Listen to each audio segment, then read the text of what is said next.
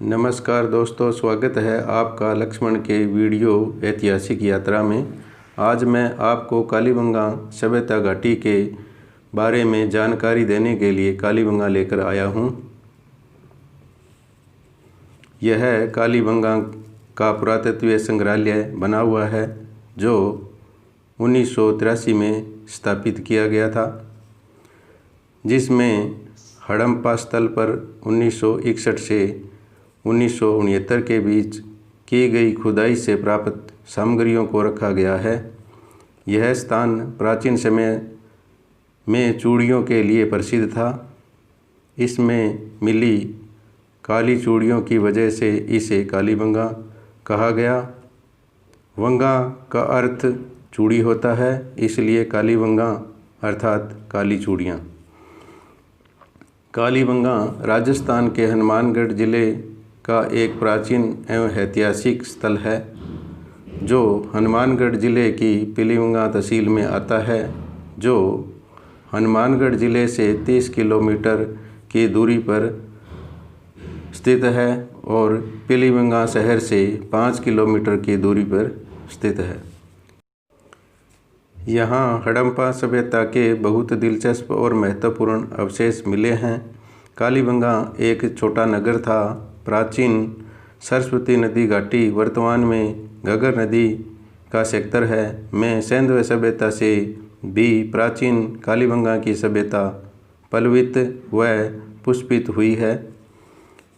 दोस्तों, घग्गर नदी के तट पर स्थित इस कालीबंगा स्थल की खुदाई 1960 से 1969 के बीच पुरातत्वविद की B.K. थापड़ और B.B. लाल द्वारा कराई गई, जबकि इस स्थल की खोज 1952 में अमलानंद घोष ने की थी। कहा जाता है यहाँ हड़प्पाकालीन संस्कृति से जुड़े कई प्राचीन अवशेष मिले हैं। 2003 में भारतीय पुरातत्व सर्वेक्षण द्वारा इस स्थल की उत्खनन रिपोर्ट प्रकाशित की गई, जिसमें कहा गया है कि कालीबंगा उस समय के सबसे समृद्ध नगर हड़प्पा की प्रादेशिक राजधानी हुआ करता था। कालीबंगा पत्थर की चूड़ियों के लिए भी प्रसिद्ध था।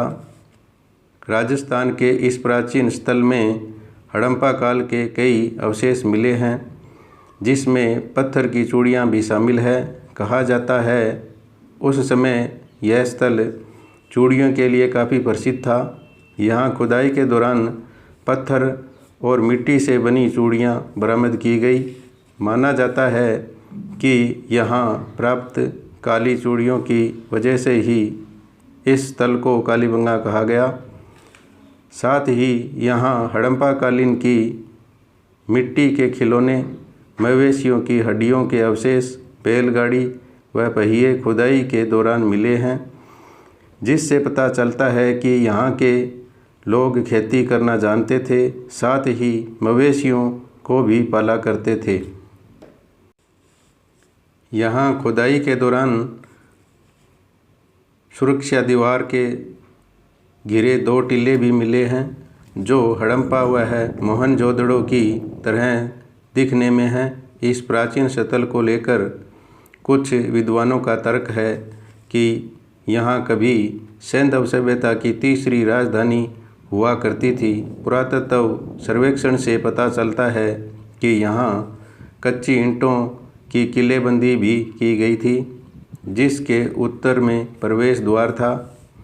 पुरातत्व सर्वेक्षण में इस बात का भी खुलासा हुआ है यहाँ हवन जैसी धार्मिक क्रियाएं भी हुआ करती थी। स्थल के दुर्ग टीले की दक्षिण दिशा में मिट्टी व कच्ची ईंटों के 5 चबूतरे मिले हैं, जहां से हवन कुंड के साक्ष्य प्राप्त किए गए हैं। सर्वेक्षण में इस बात का भी पता चला है कि कालीबंगा 2 भागों में बंटा हुआ था, एक नगर दुर्ग, दूसरा नीचे दुर्ग। यहाँ पाए गए अवशेषों से पता चलता है कि यहाँ के भवन कच्ची ईंटों से बने हुए थे। दोस्तों, कालीबंगा में कृषि से संबंधित कई साक्ष्य प्राप्त किए गए हैं, जिससे पता चलता है कि यहाँ के लोगों के जीवोपार्जन का मुख्य साधन खेती था। यहाँ सबसे प्राचीन जुता हुआ खेत मिला है। साथ ही यहाँ मिट्टी के कई खिलौने मिले हैं, जिनमें बैलगाड़ी, बैल की खंडित मूर्तियाँ व सिलबट्टा आदि शामिल है। साथ ही कुछ पत्थर व तांबे के दैनिक उपकरण भी प्राप्त किए गए हैं, जिससे पता चलता है कि उस समय के लोगों को धातुओं की भी जानकारी थी। कालीबंगा में शवदाह से संबंधित साक्ष्य प्राप्त किए गए हैं, जिससे पता चलता है यहाँ के लोग इंसानी जीवन के विभिन्न कालों से पूर्ण रूप से परिचित थे। पुरातत्व खुदाई के दौरान यहाँ 34 कब्र के होने का पता चला है। पुरातत्व सर्वेक्षण से यह भी पता चला है कि यहाँ शवदाह की 3 विधियाँ प्रचलित थी। एक पूर्व समाधिकरण, दूसरा आंशिक समाधिकरण व तीसरा दाह संस्कार, जिससे पता चलता है कि यहाँ के लोग विभिन्न रीति रिवाजों व संस्कृति का अनुसरण करते थे। कालीबंगा से प्राप्त भूकंप के साक्ष्यों से पता चलता है कि यह नगर बुरी तरह प्राकृतिक आपदा का शिकार हुआ था। ऐसा माना जाता है कि प्राचीन घग्गर नदी के सूख जाने से इस नगर का विनाश हुआ। यहाँ के पहले टीले पर उजड़े हुए मकान, आंगन, भोजन गृह आदि के कई साक्ष्य मिले हैं। दूसरे टीले पर दैनिक इस्तेमाल की कई वस्तुओं के भी साक्ष्य प्राप्त किए गए हैं, जैसे मिट्टी के बर्तन आदि। साथ ही यहाँ जल निकासी की व्यवस्था भी की गई थी। मकानों का निर्माण कच्ची ईंटों से किया जाता था, जिससे इस नगर के समृद्ध होने का पता चलता है। यहाँ के उत्खनन में लघु पाषाण उपकरण, मणिक, मिट्टी के मनके, शंख, कांच व मिट्टी की चूड़ियाँ आदि अवशेष प्राप्त हुए हैं। इस युग में पत्थर व तांबे दोनों प्रकार के उपकरण का प्रचलित थे, परंतु पत्थर के उपकरणों का प्रयोग अधिक होता था। यहाँ से दैनिक जीवन प्रयुक्त होने वाली वस्तुएं प्राप्त हुई है। दोस्तों, कालीबंगा में उत्खनन से प्राप्त पुरावशेषों में तांबे, धातु से निर्मित औजार, हथियार तथा मूर्तियाँ प्राप्त हुई है, जिससे पता चलता है कि ये मानव प्रस्तर युग से ताम्र युग में प्रवेश कर चुका था।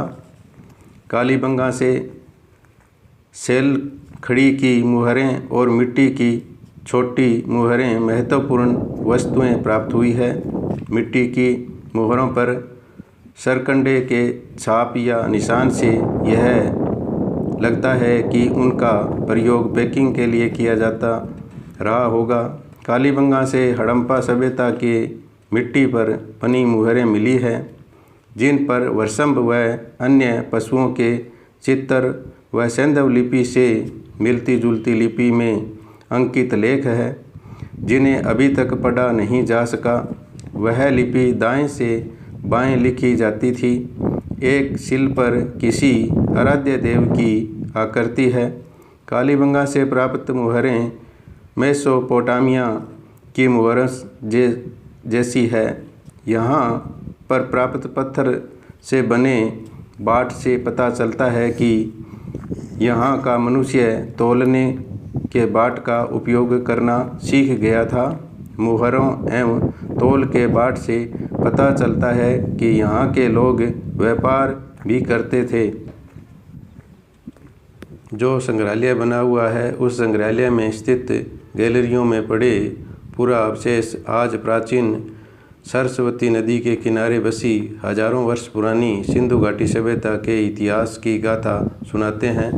संग्रहालय प्रभारी एवं भारतीय पुरातत्व सर्वेक्षण के सहायक अधीक्षक पुरातत्वविद अनिल डागर के अनुसार उत्खनन के दौरान निकाले गए अधिकतर सामान को संग्रहालय में पर्याप्त जगह नहीं होने के कारण उस समय दिल्ली भिजवा दिया गया था। उसके बाद यहाँ पर्यटकों की संख्या में इजाफा करने के उद्देश्य से 25 नवंबर 2015 को आम दर्शकों के लिए बंद कर इसमें गैलरियों के विस्तार व संग्रहालय के सौंदर्यीकरण का कार्य आरंभ करवाया गया था, जिसे 18 मई 2017 को दर्शकों के लिए पुनः खोला गया था। दिल्ली से मंगवाए गए अवशेषों के बाद यहाँ पर्यटकों की संख्या में पहले से कुछ इजाफा हुआ। संग्रहालय शुक्रवार को छोड़कर पूरे सप्ताह पर्यटकों के लिए खुला रहता है। संग्रहालय में भारतीय नागरिकों के लिए प्रवेश शुल्क 5 रुपये है। विदेशी पर्यटकों के लिए 100 रुपये टिकट शुल्क है, जबकि 15 वर्ष से कम उम्र के बच्चों का प्रवेश निःशुल्क है।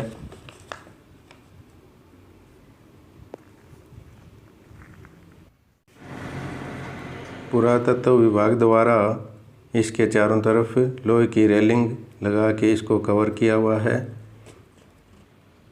यह कालीबंगा गांव की आबादी क्षेत्र है। इस सिंधु घाटी सभ्यता के चारों तरफ खेत है और यहाँ के लोग ज़्यादातर खेती करते हैं।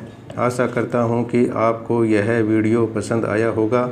आप मेरे चैनल पर नए हैं तो चैनल को लाइक, सब्सक्राइबर व शेयर ज़रूर करें। कमेंट में अपनी प्रतिक्रिया ज़रूर देवें। धन्यवाद। जय हिंद, जय भारत।